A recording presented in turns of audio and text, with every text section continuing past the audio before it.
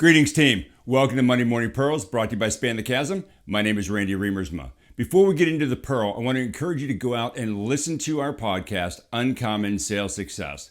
It's a compilation of interviews with sales leaders across the space, some great learnings in here.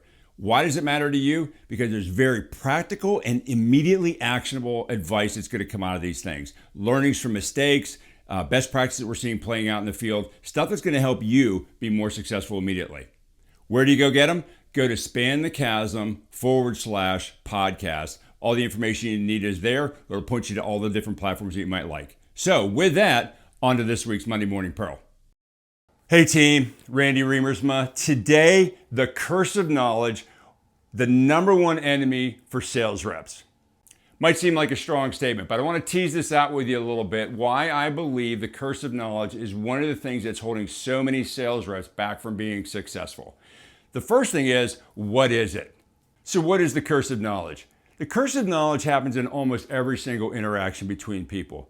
There's an idea in your mind, before or after you've described it, that is very, very clear. The curse of knowledge is the assumption that you think is happening in the other person's mind, that because you know it or think it, they know some of it, which is crazy but true, or even after you've described an idea, that it's very as clear to them in their minds as it is in yours. The curse of knowledge is a gap that exists in almost every conversation, and we as salespeople, we need to acknowledge that and step into it.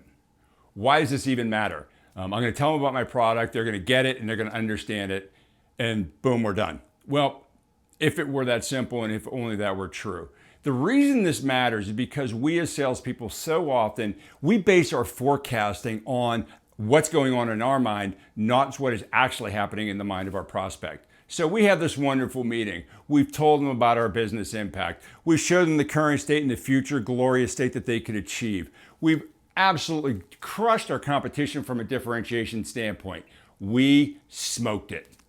The problem is that doesn't matter. The only thing that actually matters is what's happening in the mind of your prospect.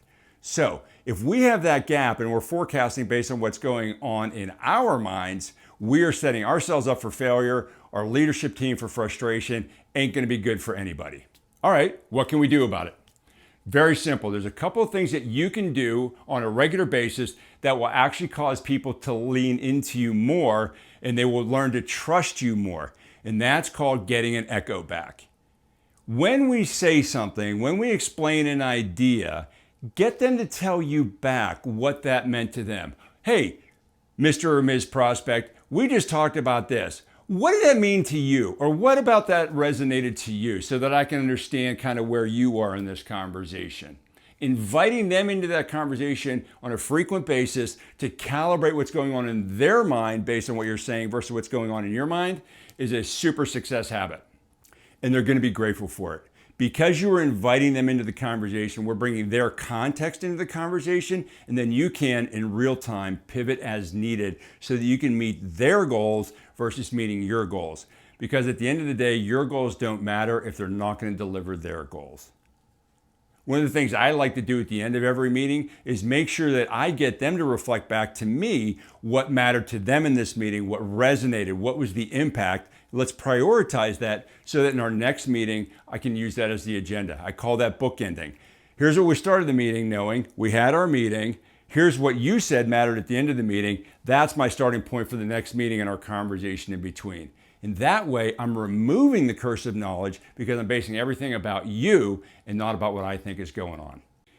If you think you or your team might be suffering a little bit from the curse of knowledge, which by the way is very common, feel free to have a conversation with us. Why does this matter so much? Because we're in the communications business when we're selling. And the problem is so often we think that communication actually happened when it never did. Love to have a conversation with you. Have a great day.